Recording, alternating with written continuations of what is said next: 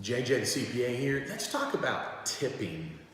Not talking about at the restaurant. I know there's a lot of controversy over that, whether you should leave a tip or if it should be 10, 15, 20, or if you get good service, or whether or not the restaurant owner should just pay the waiters what they deserve. I'm not talking about that. I'm talking about the good old-fashioned tipping where you have the money just in your hand that you slide into somebody else's hand.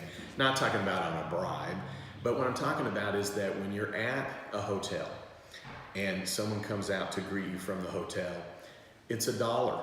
Fold it up, send it. If someone is valeting your car, it's $1 before. When they take your key, it's $1 when they bring it back. That's just my opinion. But here's the thing. If you have a doorman, if it's your barber, if it's your stylist, if it's somebody that is doing something that's part of their job that's above and beyond, such as someone at the front desk at a hotel, or maybe the maitre d' that really took an extra step. It's not even so much the amount, it is the recognition.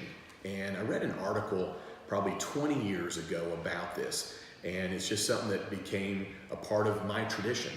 So I always keep $1 bills in my car and in my pocket. In fact, right now, I'll just show you that I always have different types of monies. So I've got a 10, I've got a couple of 5s, I've got 3 1s, of course I have some 20s.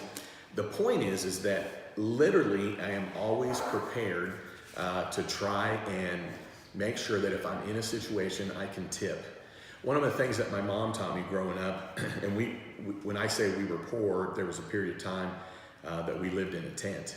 We lived in a commune and actually lived in a shed for just a period of time. You don't need to feel sorry for me. It was kind of the hippie days, but it was, I had a single mom that wasn't working. But the one thing that she instilled in me from early on, and it might have been because she was in the position of cleaning houses and things like that, was to recognize somebody's effort that may be invisible to everybody else. And that's the big thing, to just, slide someone $1 and just to say thank you. Or even if I, for some reason, don't have any money, to let them know, I really appreciate your effort. I am so sorry I don't have a tip. I hope to catch you next time. It's the recognition. And then from that perspective, you're gonna feel good about it, in my opinion.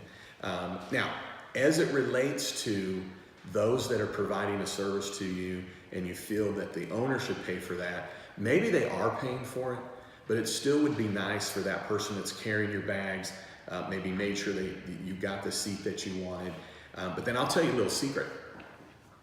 By tipping the regular places that I go, I know I get just a little extra better treatment because of the recognition. I don't think people are necessarily gonna hop to grab my car to valet it because I give them $1 per se, but I always recognize it. So you may be doing that. If you have different thoughts on that, love to hear it.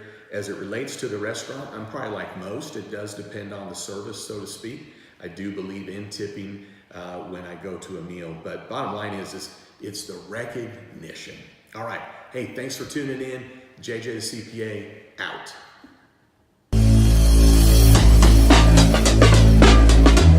Well, here's the bottom line. You need to subscribe to my videos, right? I've given you valuable information here. I appreciate you tuning in, but here's what I need you to do. A favor, click subscribe, check out my other videos, and then don't you ever forget, you've never met a CPA quite like me.